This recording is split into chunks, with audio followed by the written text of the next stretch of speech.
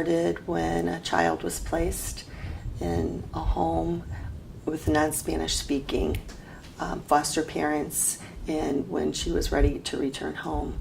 She couldn't return home because she and her mother couldn't communicate. Her mom spoke Spanish, maybe it was her parents spoke Spanish, and she didn't speak Spanish.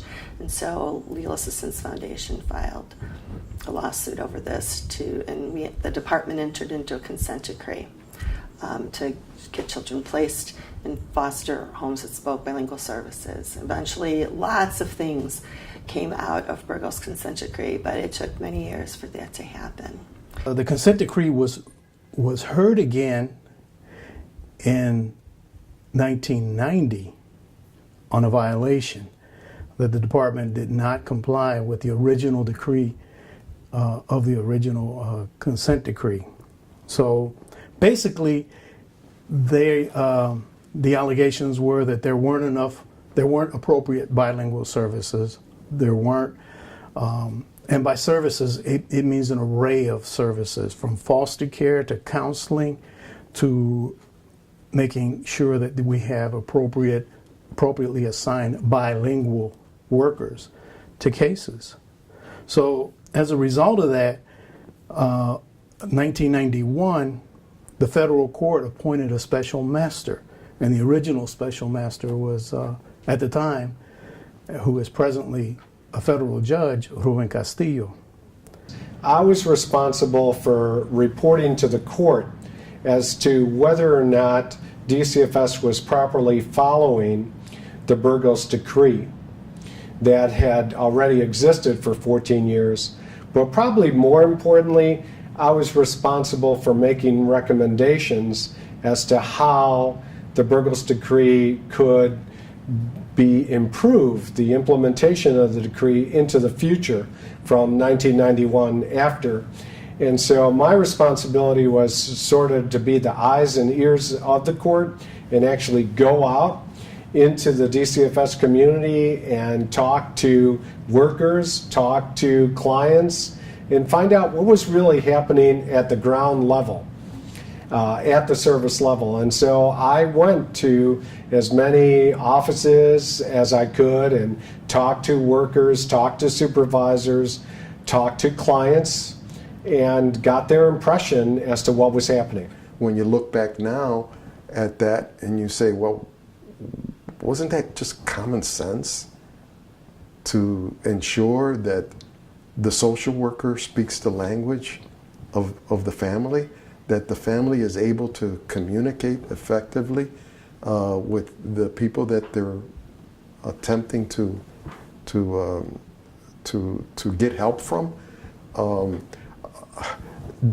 Wasn't it common sense, and shouldn't it have been common sense at the time, to have materials translated into Spanish so people understand exactly what services are available and what their duties and obligations are? A lot of things just were common sense. What would be common sense to us back then, no. There was a total lack of really sensitivity and knowledge about a community. We were totally isolated in many respects as Latinos. Placing Spanish-speaking children in English-speaking homes that, were not bilingual definitely delayed their return and caused more alienation, social issues than otherwise would have been caused. I was selected by then the director, Jess McDonald, who was very progressive in terms of inclusion of all groups. I was selected to work on the writing of the best practice of child welfare for the state of Illinois. That went hand in hand with the SACWIS project. And the SACWIS, for people that don't understand, that's the acronym for the Statewide Child Welfare Information System. And what we were looking at, what I represented, I was the only Latino that worked on it. So I tried to make sure that issue of communication and language was instilled in the department. And And in the new format of SACWIS, one of the mandates, and I forgot to mention, of the agreed order of 1991 also established a language determination form. And that language determination form was to be filled out by a bilingual worker, specifically with the family that came to our attention. Most times it was because of their last name, having a Spanish surname.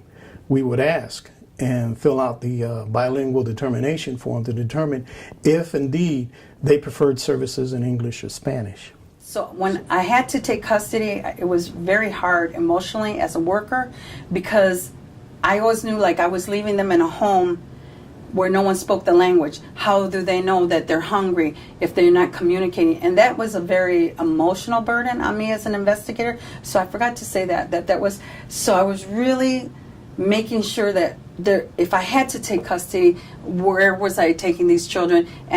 And beyond my regular work, I would kind of keep tabs on them, like how they're doing, because it was traumatizing already for us to remove them. But then they can't communicate their wants and needs. That was also emotionally weighed on me as a worker. So today we still have an issue on coding the families correctly in terms of not only their ethnicity, but the language that they use. If they need an interpreter, if it's a Burgos class family. We also developed new bilingual certification exams in 2010. We have 12 different exams at this point to ensure that we are bringing in employees that can adequately and effectively communicate with the families that they are there to serve. The other landmark that happened for Burgos was that there was a creation of a second hotline here at 1911.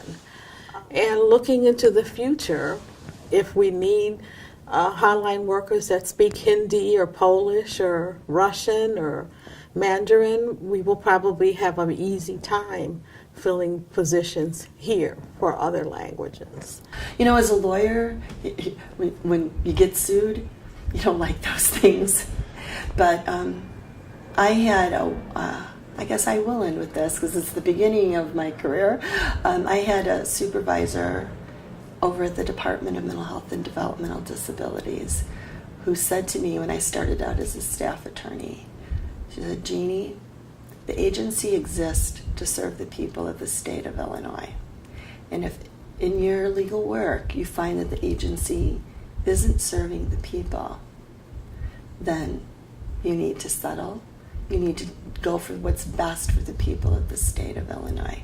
So, you know, maybe in the beginning we didn't like the lawsuit of Burgos or whatever, but we exist to serve the people of the state of Illinois, and we need to continue doing that. So I do think it's a good thing because it caused us to focus on service.